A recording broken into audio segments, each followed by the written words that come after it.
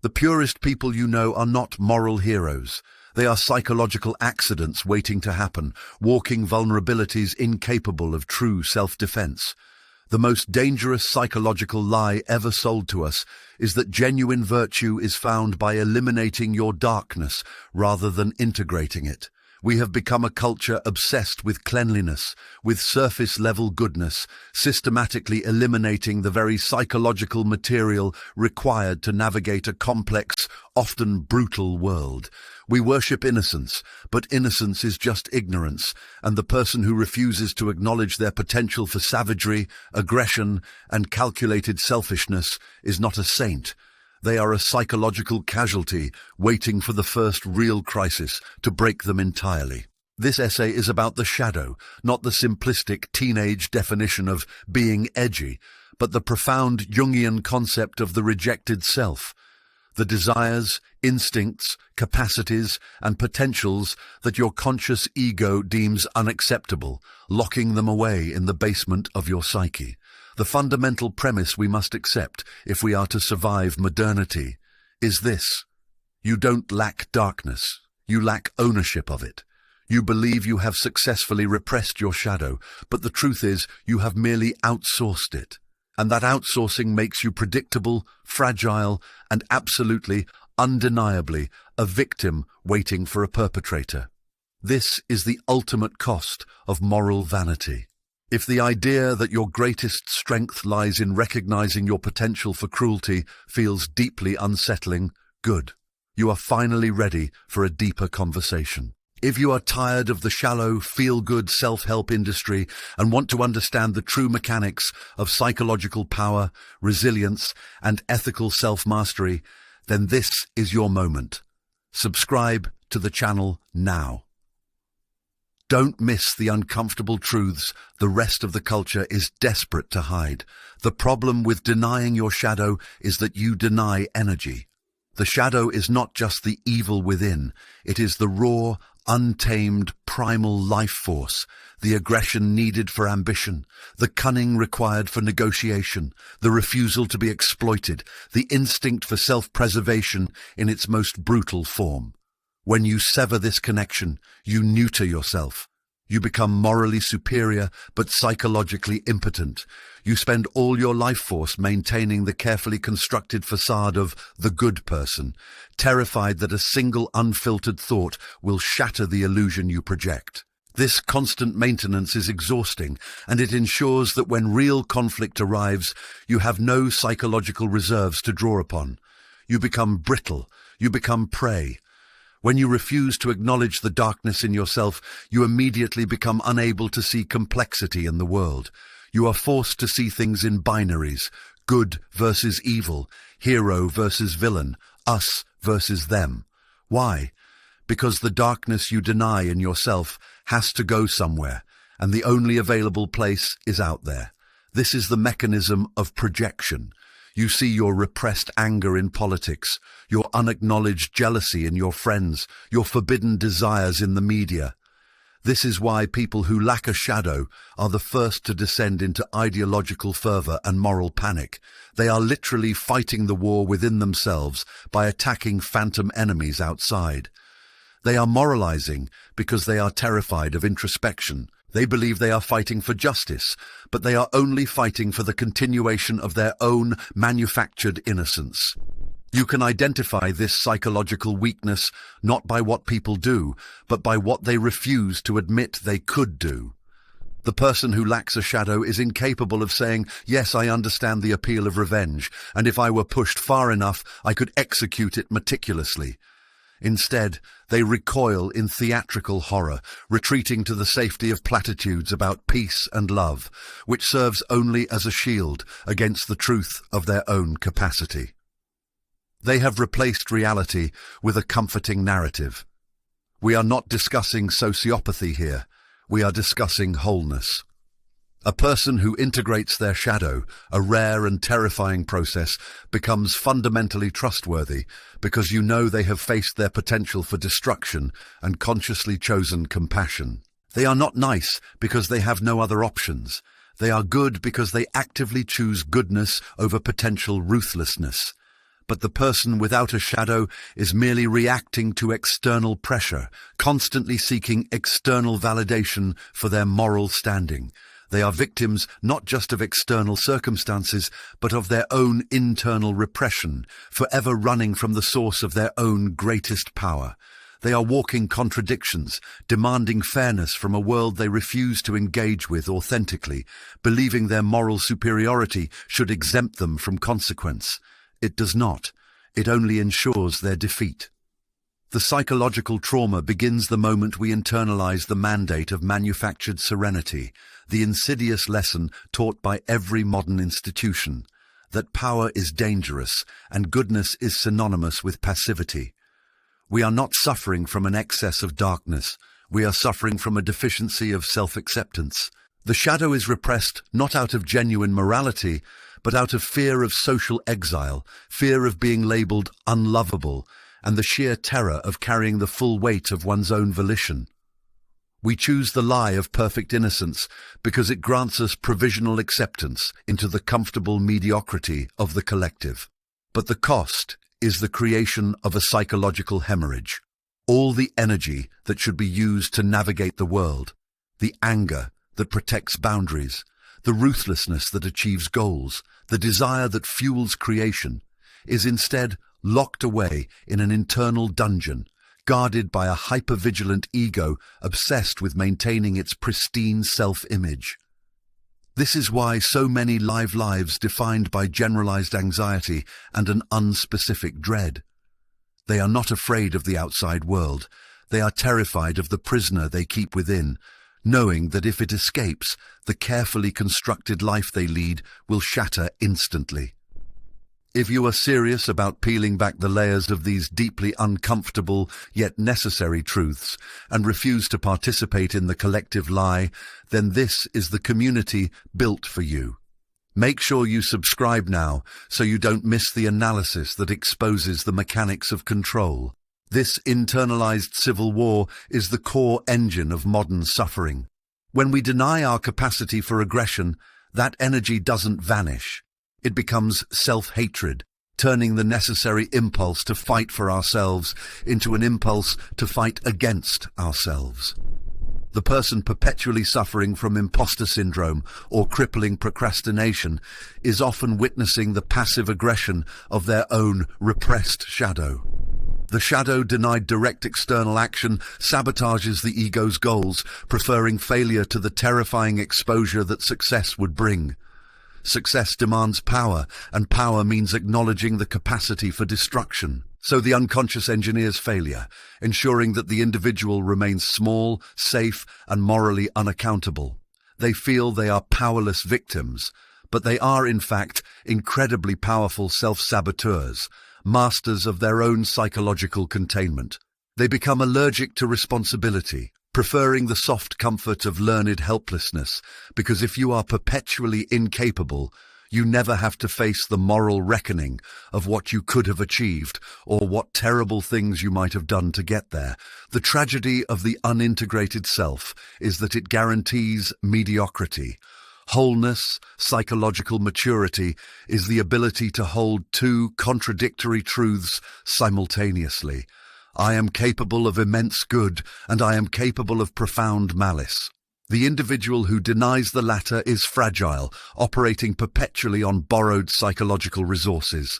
They cannot engage in genuine conflict, because conflict requires accessing that aggressive, protective energy they have labeled as evil. When challenged, they resort to manipulative, passive-aggressive tactics. The silent treatment, the moral high ground, weaponized fragility, anything to avoid the honest, painful articulation of their needs and boundaries. They are attempting to win a war with a single, crippled arm, demanding that the world accommodate their selective reality. They believe their pathological niceness is a virtue, but it is merely the symptom of an existential cowardice, the refusal to become dangerous enough to defend their own life. If you find value in these relentless psychological dissections and believe that the world needs more than surface-level affirmation, please take a moment to hit that subscribe button right now. Your support is the only thing that keeps this deep dive content financially viable, allowing us to continue exposing the mechanisms of self-deception that mainstream culture desperately wants to ignore. This leads us to the fundamental flaw in the modern pursuit of authenticity. Most people confuse authenticity with revealing their preferred, socially acceptable identity. True authenticity requires showing up as a whole human being, which means integrating the parts you hate, the petty, the vindictive, the jealous self. The truly integrated individual understands that these traits are not commands for action, but sources of vital information. Jealousy tells you what you truly desire. Anger tells you where your boundaries have been breached. Vindictiveness tells you the extent of your capacity for protective force. The person without a shadow reads these signals and acts them out blindly, the projector, but the whole person reads the signals, honors the information, and then channels the energy consciously. They allow the shadow to inform the strategy, but the higher self dictates the execution. This is the difference between a reactive life and a deliberate life. The shadowless are doomed to live in a state of perpetual reaction, where the world is always happening to them, and every external event is filtered through the distorted lens of their own repressed contents. They are permanent adolescents, waiting for a savior or a villain to define their moral reality. They mistake the absence of action for the presence of virtue, failing to grasp that true virtue is tested not by what you don't do, but by what you could do and consciously abstain from.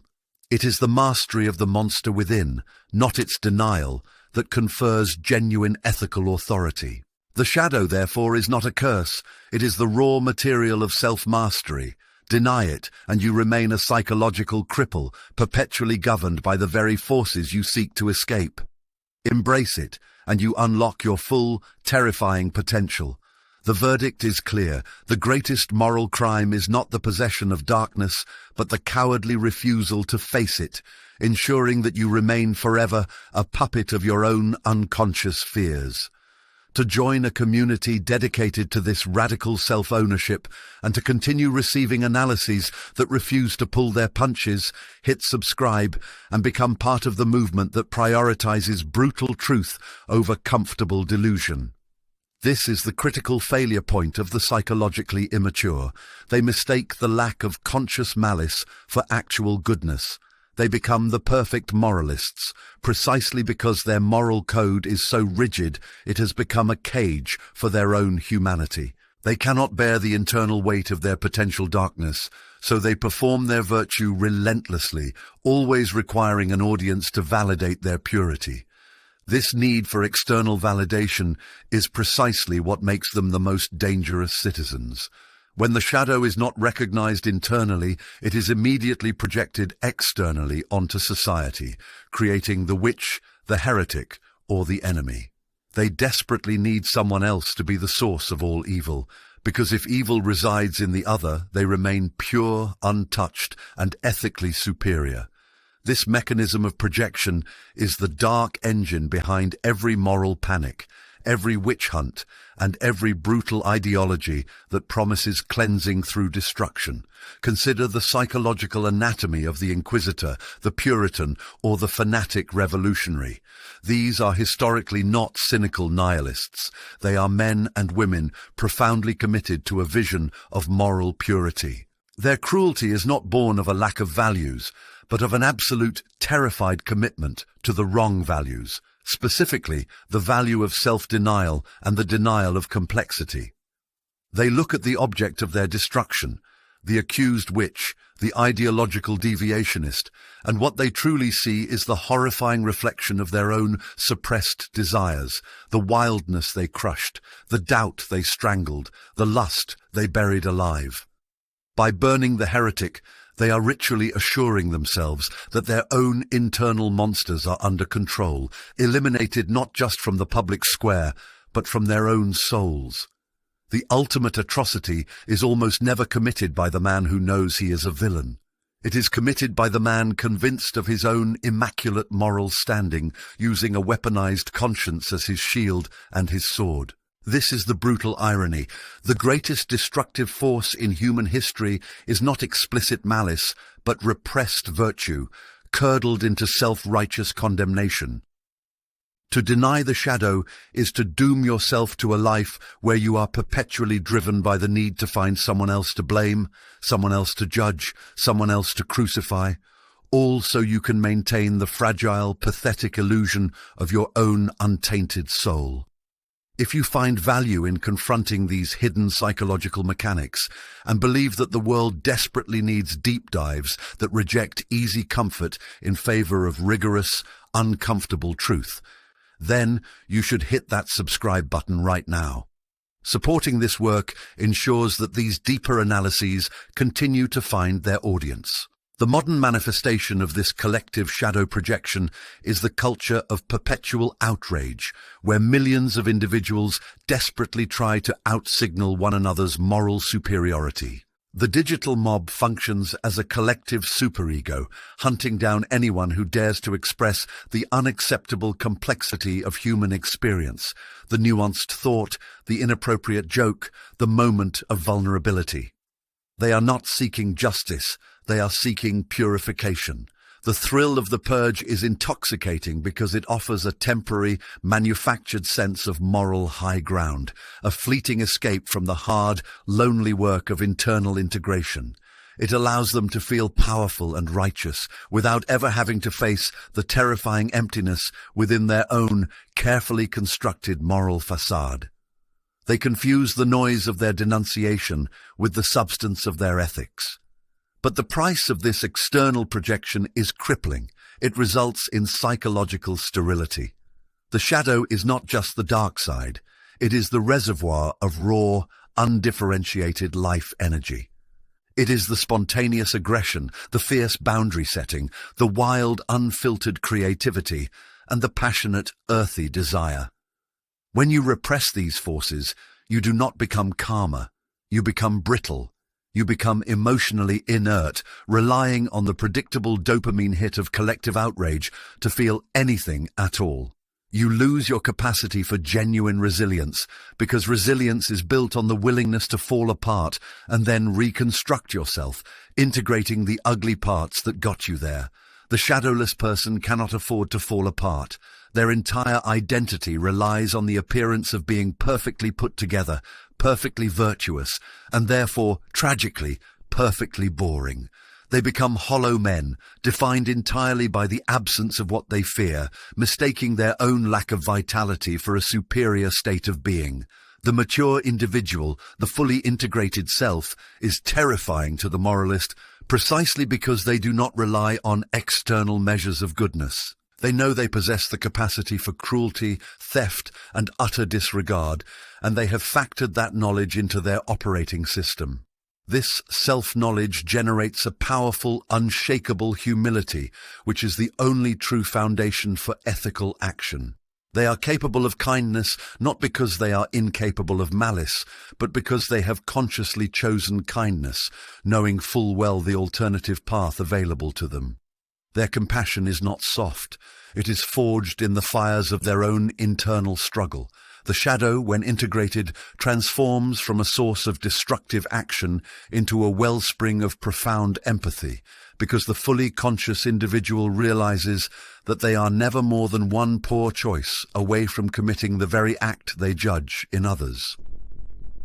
The ultimate measure of a human being is not the height of their ideals, but the depth of the darkness they have successfully faced and integrated into their conscious life. Until you stare into the abyss of your own worst self and acknowledge its residency, you remain spiritually and psychologically incomplete, a beautiful, fragile construct waiting for the first strong wind of fate to expose the emptiness inside. The only way forward is down, into the darkness you fear most. Only there will you find the terrifying raw material of your own freedom. Join us in this pursuit of radical psychological truth. Subscribe now and become a part of the community that understands the true cost of denying the shadow. The greatest pathology of the modern world is its obsessive worship of moral cleanliness. We have created a culture that mistakes the absence of sin for the presence of virtue, and this is the ultimate societal lie, that you can police your way to integrity. You cannot. Integrity is not found in the public performance of goodness. It is forged in the private negotiation with your own worst instincts. We are taught to amputate the parts of ourselves that frighten the crowd, leaving us not pure but merely maimed. The man who boasts of his own purity is the one who has simply externalized his moral authority onto the consensus, allowing their judgment to define his boundaries. He is moral only because he is observed, and when the crowd grants the moral license, when they anoint the virtuous, the capacity for monstrous action becomes virtually limitless. Think deeply about the crusader, the zealot, the revolutionary who believes themselves utterly right. Their certainty is not a sign of strength. It is the definitive proof of their psychological immaturity. They have successfully externalized all their darkness onto an other, the enemy, the heretic, the unawakened, allowing them to commit atrocities with a clean conscience. The integrated person must struggle daily with the internal weight of their own potential malevolence, a friction that acts as a necessary brake against self-righteous destruction. The crusader feels no such friction, because in his mind the darkness belongs only to the target. This is why the most dangerous people in history are never the self-aware villains. They are always the people who genuinely believe they are saving the world. They are the shadowless men wielding the institutionalized denial of society as a weapon. They are incapable of reflecting on their own wrongdoing because their entire structure of self relies on the infallible righteousness of their cause. The moral purity they embody is merely the projection of their own unintegrated aggression. This is the uncomfortable, necessary truth that mainstream thought rejects entirely.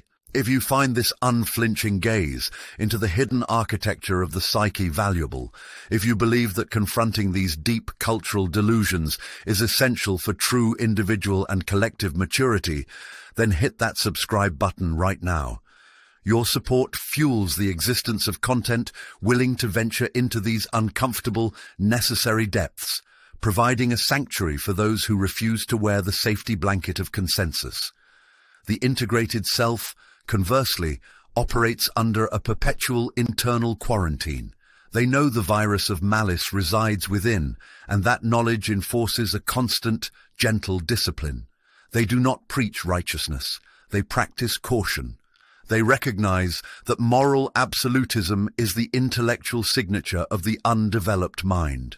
The integrated adult knows that life is lived in the ethical gray, the space where every action carries the possibility of both unintended good and unavoidable collateral damage. When they commit a moral error, and they will, they do not dissolve into self-loathing or double down in defensive projection. They incorporate the failure, they absorb the shadow element of the mistake, and they integrate the shame into their understanding of human fallibility, thereby strengthening their humility rather than shattering their ego. The shadow is thus transformed from a weapon of self-sabotage into a teacher of nuance. Until you have been humbled by the recognition of your own worst capability, your moral framework is merely a theory untested by reality. It is a fragile house of cards waiting for the hurricane of life to arrive. The difference between the genuinely good person and the merely well-behaved person is that the genuinely good person carries the scars of their internal battle. The well-behaved person carries only the flawless veneer of avoidance. The suffering of the unintegrated is not a cosmic accident. It is the predictable entropy of a life lived in internal civil war.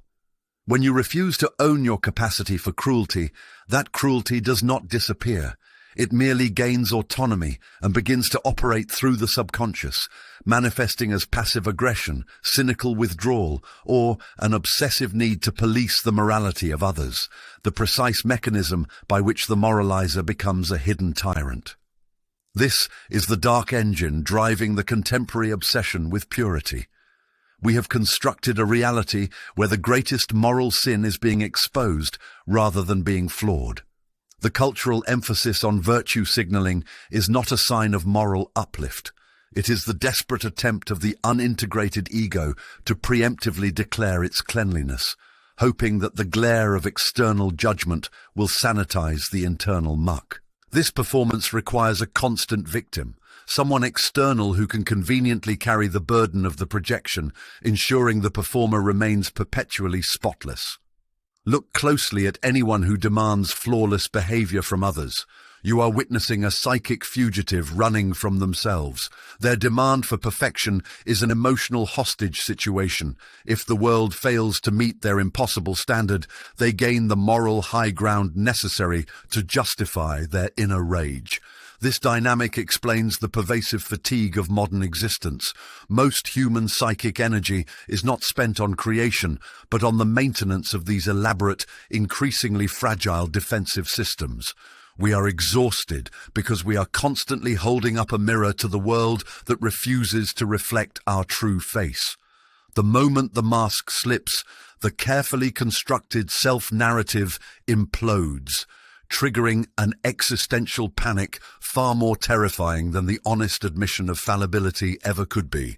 The integrated person reserves their energy for the genuine ethical challenge. The unintegrated person wastes theirs defending the illusion of ethical perfection. This avoidance is the core injury. It prevents the maturation necessary to face true existential questions.